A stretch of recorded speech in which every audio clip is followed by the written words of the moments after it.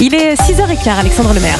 Bonjour Laurent Tessier. Bonjour Alexandre, bonjour Marion, bonjour à tous. Votre édito sur Europe 1, Laurent, rédacteur en chef de l'émission Pascal Pro et vous sur Europe 1 entre 11h et 13h. Alors au menu ce lundi, après cette victoire historique du PSG en Ligue des Champions, la fête gâchée par les violences du week-end. Oui, j'aurais voulu vous parler uniquement de l'immense match des joueurs du PSG, de cette victoire historique. 5-0 pour le PSG qui a terrassé l'Europe et terrassé l'Inter Milan. J'aurais voulu vous parler uniquement de Luis Enrique, le coach parisien, des larmes de Marquinhos sur Canal+.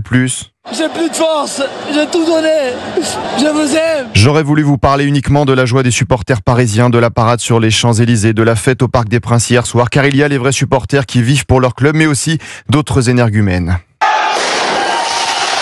Des boutiques pillées, plus de 260 voitures brûlées, des véhicules de police attaqués, des jets de projectiles, des tirs de mortier, des policiers et pompiers agressés depuis samedi soir, un policier dans un coma artificiel, 563 personnes interpellées, 2 morts, des milliers d'énergumènes qui se moquaient totalement du match samedi soir. La preuve avec ces propos du préfet de police de Paris, Laurent Nunez, hier midi. J'ai dû donner ordre d'utiliser le canon à eau sur les Champs-Élysées à la 51e minute de la deuxième mi-temps. C'est toujours ce même public qui vient pour commettre des exactions. Le même public qui a mis le bazar après la parade hier après-midi aux abords du Parc des Princes hier soir en jetant des barrières sur le périphérique parisien. Alors que fait-on pour les mettre hors d'état de nuire? On les connaît. Le ministre de l'Intérieur, Bruno Retailleau, a pris la parole très vite pendant la seconde mi-temps. À 22h38 samedi soir, des barbares venus dans les rues de Paris. Barbares, un mot répété par le ministre hier après-midi. Ce sont des barbares. La barbarie, vous voyez, c'est quand tout devient prétexte à la violence. Comme le dit le dictionnaire, c'est quand on est décivilisé. C'est un manque de civilisation. Et on savait que ça allait se terminer comme ça. Vous avez quand même le PSG qui, samedi à 23h21,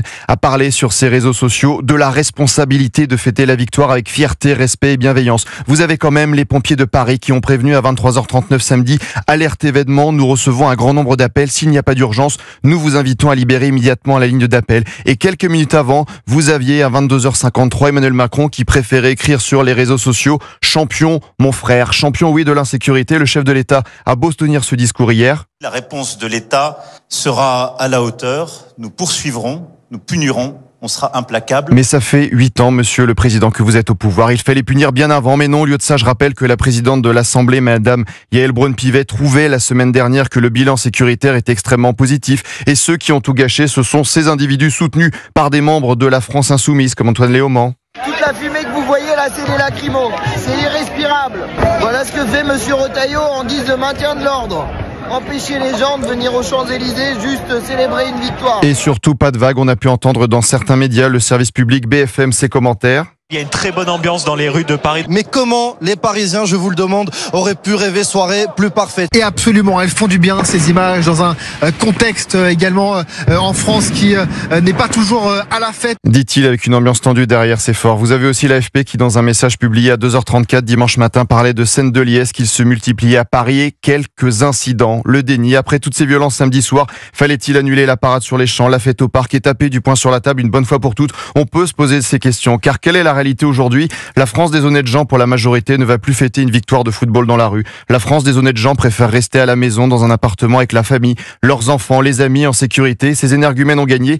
Et qui va payer les dégradations? Eh bien, c'est vous. Vous en reparlez tout à l'heure, Laurent Tessier, Pascal Pro et vous, à partir de 11h sur Europe 1.